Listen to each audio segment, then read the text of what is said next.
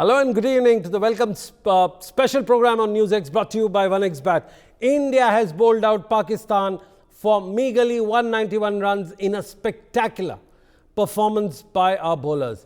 It was a wholesome performance with Bumrah, Siraj, Kuldeep and Ravindra Jadeja all coming to the party and destroying the Pakistani batsmen with 2 wickets each. Babar Azam and Rizwan were the only decent performers in the Pakistan batting setup, with Babar Azam scoring 50 runs.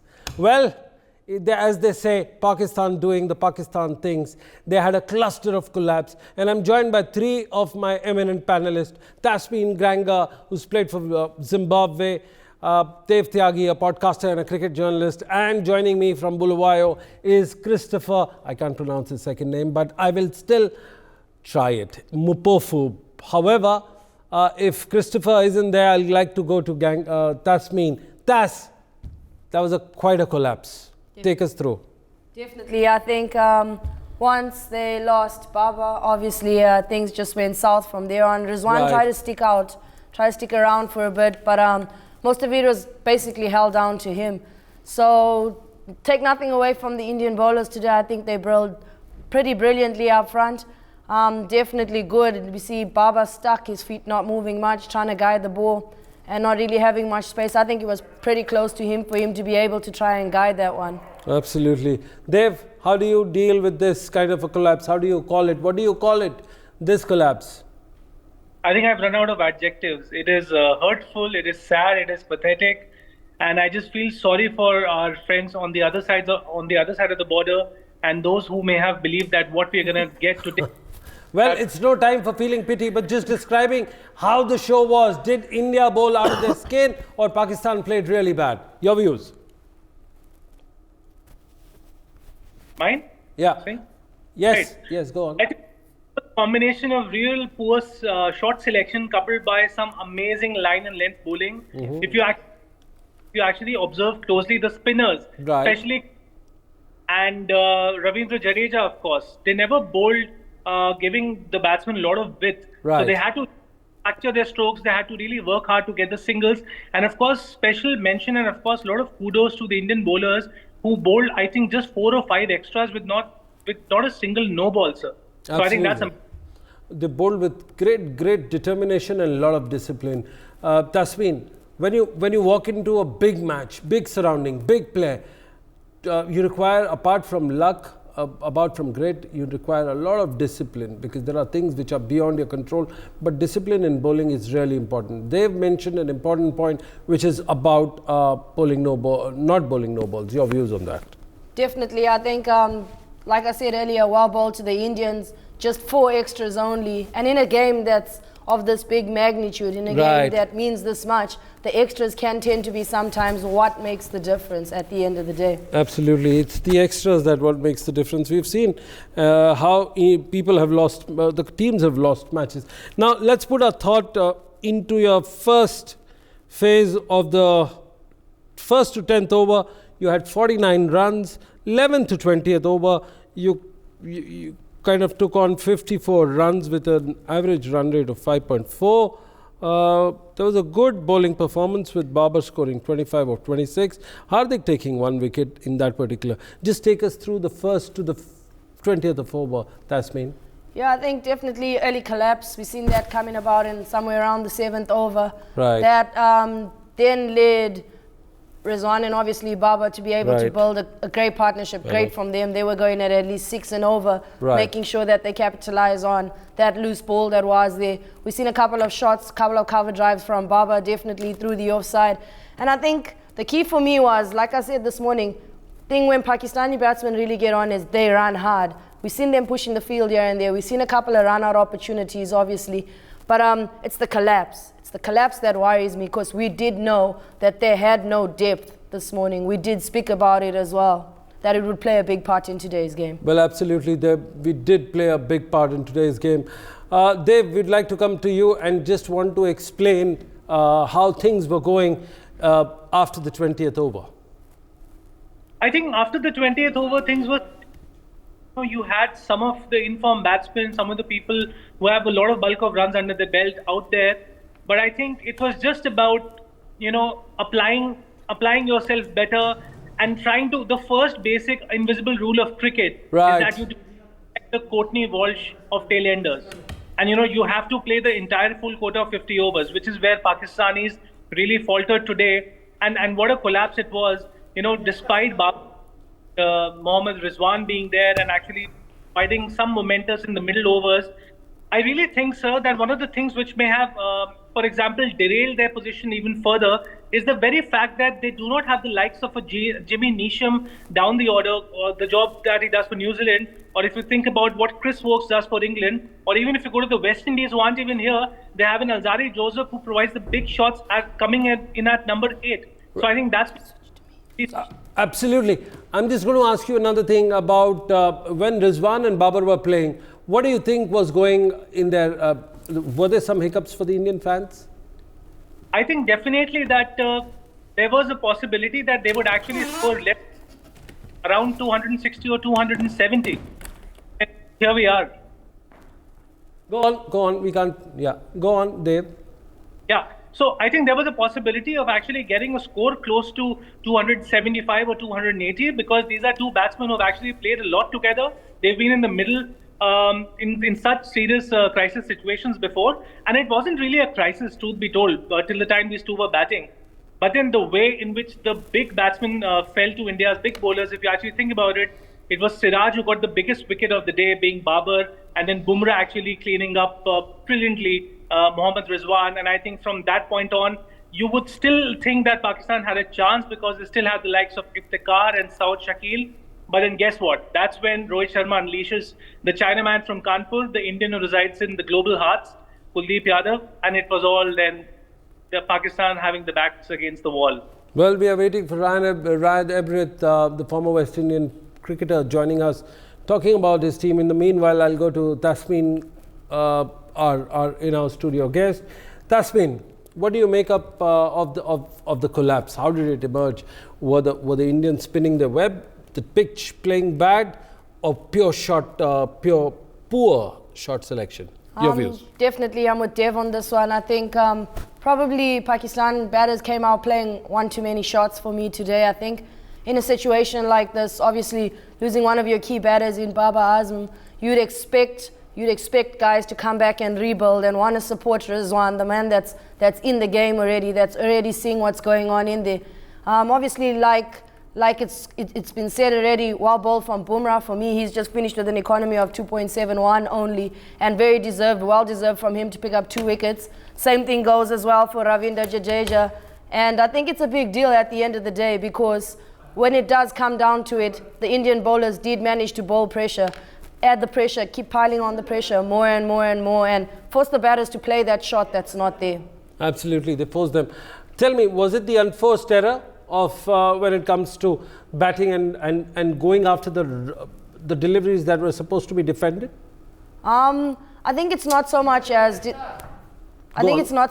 deliveries that need to be defended, more than the fact of that, it's the type of game, it's the format of the game. A good ball still goes for 1 run. It's just the case of how exactly you push to look for the 1 run that it becomes. You have options. You have drop and run if you have fielders out on the 30-yard circle. You got to find a plan to keep the scoreboard ticking. You got to find a plan to keep Rizwan on strike, and that's not the big shot for me. Well, that's important. That's very important when you go in for a big match. Selection is very important. Rotating of strike is very important. What according to you, Dave, I'm going to come down, what are the big records that they have managed to get? One of them, of course, is, as you would know, Babar Azam as a skipper scored his first half century. The second being they've been bowled out at a very meager total in the when they're posing their runs. Go on, please. Your views on any of the statistical delights. Right away, I would just say that the biggest record today at the completion of this, if this is a successful run chase, would be India being undefeated for I don't know how many years. 2011, we broke the back of Pakistan. Of course, they dropped so many important catches of Tendulkar in that brilliant World Cup game. 2015, it was Virat Kohli with his fantastic 107. The match-winning, the century, of course, supported well by Dhawan and Raina's 50s. Then 2019, it was Rohit Sharma with his brilliant 140. Pakistan lost there again. And then 2023, and we see, rather interestingly, so since you talked about statistics, with your permission, if I may present to you rather uncanny one. Go on. So yes, New Zealand won the game with 7 overs to spare. Today, Pakistan got bundled out with how many? 7. Right. That was an interesting thing. Indian with the most wickets against Pakistan in the ICC ball tournaments. 11 is Hardik Pandya, 10 is Ashish Nehra, 9 Irfan Pathan, 8 Venkatesh Prasad, 7 Ravindra Jadeja, 7 again Javagal Srinath. Of course, we're looking at some of the best bowling that India has bowled today. Remember, India has bundled Pakistan out at a meager total. At the same time, we are also joined by Christopher, who's struggling right now with his Zoom connection. I'll request PCR to loop him in if he can. My technical team is working on it. Well, Tasmin, which according to you is the pick of the bowler? I'm going to be a bit biased on this one and believe Kuldeep Yadav did a great job for me personally to come in and just keep creating the pressure. You see his economy is just under 4. He's going at 3.5. And I think what was really important for me today was how bowlers came out and actually read the condition of the pitch. Absolutely. Sitting from outside, just watching on TV. To me, it looked like it might have been a bit on the slow side. I'm going to stop you here. Chris has just joined us. Chris, if you can hear us. Chris. We have 2 Zimbabweans joining here. One actually was rooting for Pakistan and was saying that Pakistan is going to go in, and you always said Ram Ram, and you walked in and supported the Indian team. Your views, Chris, if you can hear us. Well, there seems to be a freeze frame. I'm biased as usual, but at the end of the day, like I said, Indians are just going to roll over this one, and definitely the first half has already shown us where they're going. Well, absolutely. That was a great thing. But when Babar Azam, again, I'm going to pose that question to you, Babar Azam and Rizwan, when they were batting in, it looked very difficult for them to make inroads. I mean, the Indian bowlers were finding it very helpless. I mean, they were innovating shots. They were creating shots out of nowhere. Did you feel a spot of bother for the Indian bowlers then, Chris? One thing that I've seen with this Indian team at the moment, they're that team that at the moment I compare them with New Zealand. Whether they're down in terms of not getting wickets, they keep probing at the same time. They don't show that they're actually under pressure, which is something that they did well. Even if those guys were putting on that partnership, they kept on hitting the length, and you could see that sooner or later they knew that something was going to give, and definitely did happen like that. Well, absolutely. Chris, what, according to you, you've been watching all the matches like a true cricket fan now and a former player, but tell me, what was the moment of the match when Indian bowlers were bowling? For me, I'll take it that Bumrah always comes with the magic at the end of the day. Those 2 balls that he bowled to Rizwan and the other one to bowl the next guy that came in.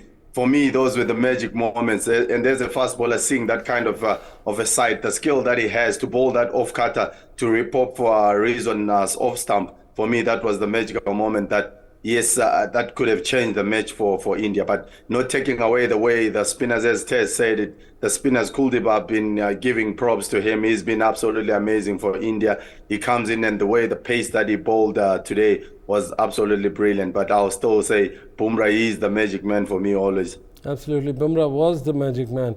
Do you think it's too early for Indians to celebrate, considering that you have over 100,000 people in the stands right now?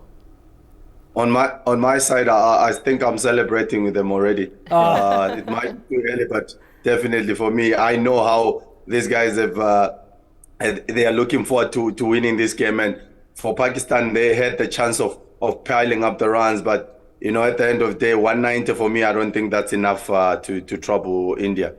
Well, I'm going to read out a couple of lines from a famous song called Under Pressure. Chipping around, kick my brains around the floor. These are the days it never rains, but it pours. Tasmin Gangwing, what made you support the Pakistan team? We want to know what was going in your mind as a cricketer when you supported the team. Definitely, I'm just one for the theatrics, to be honest with you. Cricket is a silly game at the end of the day. It can be anyone's day on that day, and I just like to leave things a bit exciting out here in the studio. But apple to apple, when you see and consider what they were going through, there's no way that, of course, it's a premature thought, but there's no way they could have amassed over 350 runs for themselves and pose India a huge total. Tell me. Yeah, definitely for me. Once I seen the collapse of Baba, probably, Rizwan managed to stick around, but you could see the partners that kept coming in weren't entirely comfortable supporting Rizwan. And then obviously that big over for me from Kuldeep, where he took 2 wickets in his over, that was just the signal for me to say that, look, India's in business and they're here. Not forgetting that Bumrah had only bowled 4 overs at this time and he still had 6 at hand. Definitely I would, as a skipper, bring Bumrah back and let him clean up shop. Do you think Pakistan, that's a question I'm going to throw on to Christopher. Christopher, do you think Pakistan was under pressure after the 15th over of the match?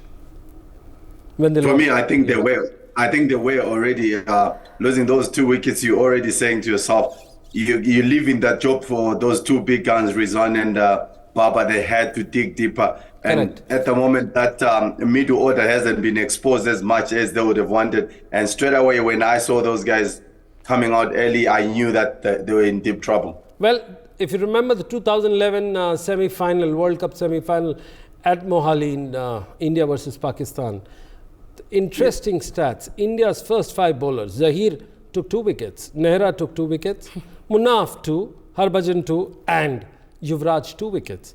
When you look at the 2023 World Cup on Indian soil, India versus Pakistan, top 5 bowlers, Bumrah 2 wickets, Siraj 2, Hardik 2, Kuldeep 2 and Jadeja 2. Do you see some similarity between those 2 matches? Definitely on my side, it's actually amazing to hear that state. I didn't actually realize it was going like that, but oh well, I think, as we say, the history is just about to rewrite itself again. Absolutely, history is going to be being written here again. Again, I'd like to get Dev Tyagi into this discussion. Dev, if you can hear us, tell us any other statistical delight that we need to hear and know what's happening in this match. Over to you, Dev. There is one, and a very packed one at that. The last World Cup encounter in which Jasprit Bumrah bowled against Pakistan was, of course, he ended up wicketless. We discussed this earlier. Today, that's not the case. He's actually gotten some important wickets, and including the most prized one of their most consistent and dangerous batsman, who's not Babar, but Rizwan. Christopher, we want to wrap this discussion, but before that, I'm going to put an end to the discussion of Babar Azam. You also know he's referred by fans as Zim Babar Azam. I don't know what it means. Do you think the comparison between Babar Azam and Virat Kohli should come to an end now? This question is a bit of a heavy question, and you're talking about 2 greats and they're carrying their nations at the same time. Baba has got his own amazing way of scoring runs, and I still got so much respect. But I become biased as usual. I've always been a fan of Kohli. I've always been a great friend of him also. So who I put in front. So I think we can put that case to rest and say, let these legends play their part in their own ways. And on my side, I'm always a Virat Kohli fan. That's a very diplomatic way of putting it. Always, Virat Kohli is 2 steps ahead when you come in terms of the number of matches won, in terms of the number of scoring that he's done and the difficult places. But I will wrap this discussion with, of course, Tasmeen, and I'm just going to take a sledge at her. Tasmeen, do you still think Pakistan can win from here? If yes, your time is up. I personally think it's a really, really tough game ahead of them. No lies, 190 on the board is definitely not good enough. I'm going to say no, but cricket is a funny game and it just takes 10 balls. For more such videos, subscribe to the NewsX YouTube channel, hit the bell icon.